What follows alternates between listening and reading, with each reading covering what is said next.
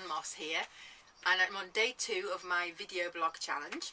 It's a lot later than it was before. It's now 9:30, so it's a lot later than my blog yesterday, but I have been at one job, one self-employed thing, and then my Toastmasters club this evening. And if you don't know what Toastmasters is, I'll put a link in the words in the blog post to explain all about Toastmasters. But basically it's a club that can help you with your confidence in public speaking, your skills in public speaking. And when I say public speaking, I just mean talking in front of people. It could be just in front of your office staff or something like that. Excuse me, still getting over this little bug. Now, what I wanted to talk to you about today is something that I was reading or learning in one of David Wood's training videos.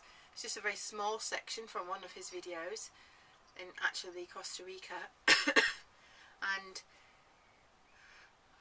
I guess in itself it's nothing new particularly, but it's just so I'm not taking it out of there for that I would be liable for giving away the secrets. It's just one tiny part of one lesson, and I'm sure a lot of people have heard it before. It's about stories sell. Don't tell the facts, just stories. Facts tell, stories sell.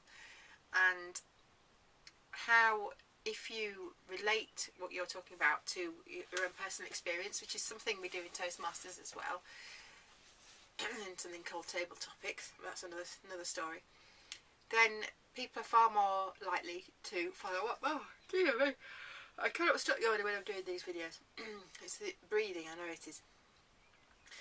And breathe. And breathe makes me cough. Anyway, yes, facts tell, stories sell. If you're telling a story about something in your life that you are personally related to, it's far more interesting for the person that's listening, and they're not feeling that you're just selling them. So he gave an example about how he met his future wife, and I thought, well, I could tell about my story about how I met my future husband. There was this really buff guy in the gym. I called him a Greek god. He was bronze Adonis. He'd got great big muscles, and he looked about half my age, I thought, at the time. And oh, excuse me, I'd just split up with someone, or at least they'd just split up with me, and I was very upset, and I thought it would be a real good dare to ask this guy out, because he was absolutely gorgeous. And although my ex was good looking in an aesthetic way and very intelligent, book learned and everything else, he was a lot older than me. This guy was really young and really muscly and rather gorgeous, and it was a dare really to ask him out. And well, I'd thought about it, but then my friend had actually dared me, said, you know, you've got to ask him about something or other, which was the playing squash. He was in the gym. I met him at the gym, and she said, you need to. I'd said about playing squash with him, and I'd asked him if he played squash, and he just went no in the gym. So I did one of those walking across the room feeling like a complete idiot, wishing I'd never mentioned it. But then when I got to the other side of the room, he'd said, oh, well, you can teach me if you like.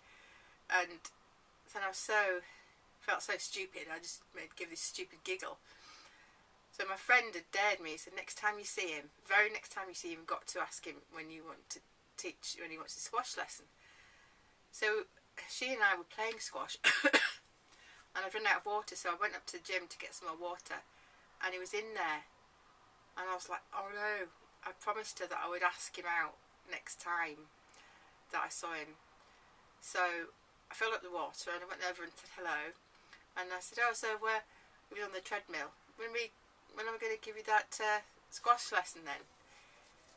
And he's got his earplugs in with his music on, playing really loud, and he was like, what? And I said, no, when am I going to give you that squash lesson? And he's like, I can't hear you. And by now I was like this, feeling this big. I thought, oh, I'm just going to walk away. I give up. It doesn't matter. I'm just going. I asked her, and anyway, took his earphones out and said, "What did you say?" And I just went, completely couldn't even say it by then. Anyway, got the message, and he said, "Oh, what do you want?" So we fixed up the squash lesson, and it wasn't an immediate thing, but we went for a few squash lessons, and then we went out for a meal, and then that was it. And like 3 months later, I think it would be probably June, July, August, September, 5 months later, he asked me to marry him. So I could have just not gone in the first place. I could have given up at the first attempt. I could have given up at the second attempt. But I did 3 attempts to ask him that question. And you know, where does that apply in your life? Where have you potentially even not bothered trying, or just given up at the first hurdle or the second hurdle? And as Dave Wood did, so get out your credit card and buy now.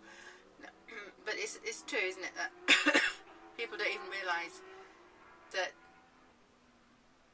in that story that you could be selling something. You're actually not really, but it's a way of showing somebody how they could be giving up the opportunity of a lifetime, which I certainly would have done.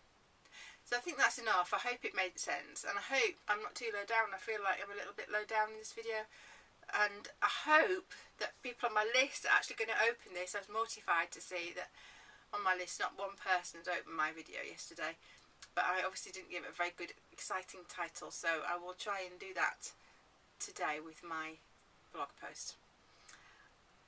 If you have any questions, please drop them in the box below, or any comments, and please share. And I look forward to seeing you on day 3 of my video blog challenge.